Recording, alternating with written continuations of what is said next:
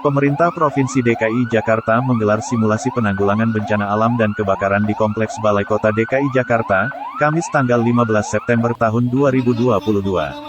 Simulasi tersebut melibatkan jajaran aparatur sipil negara di Balai Kota DKI dan Dinas Penanggulangan Kebakaran dan Penyelamatan.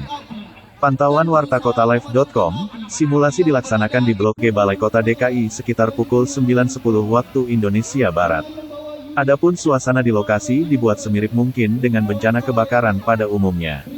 Dimulai dengan terjadi kebakaran di lantai 6 gedung Blok G, kemudian, alarm bergema di seluruh ruangan sebagai penanda ada kebakaran.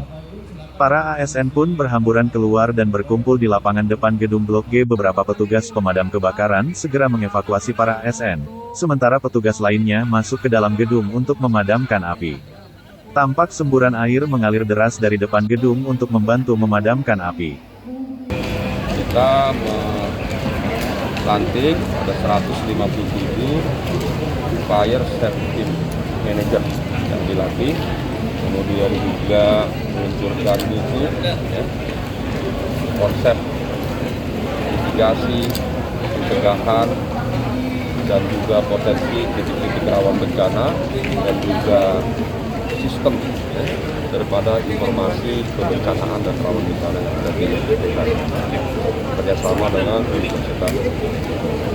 Dan siang ini dilanjutkan dengan melakukan simulasi kebakaran yang ada di Balai Kota.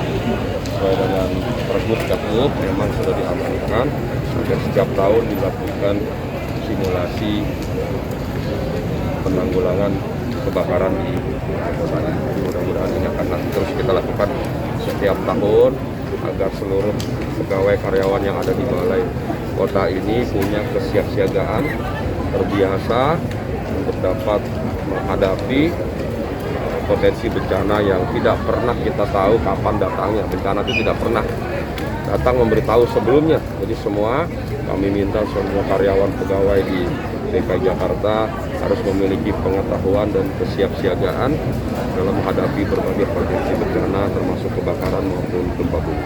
Pas setelah dipetakan wilayah mana Pak yang paling rawan Pak? Betul. Ya memang ada beberapa wilayah, nanti Pak Kadis menjelaskan.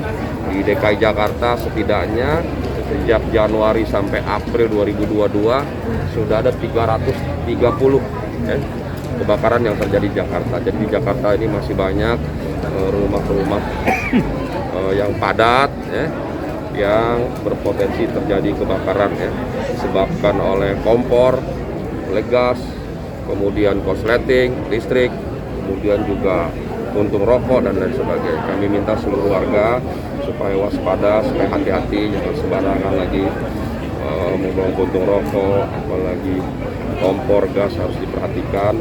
Kemudian juga colokan itu, potensi korsleting, agar kabel-kabel juga diperhatikan. Semuanya kita minta.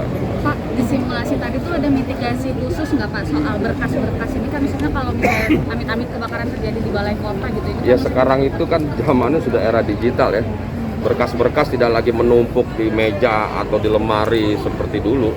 Sekarang semua dokumen-dokumen sudah dalam bentuk digital ya.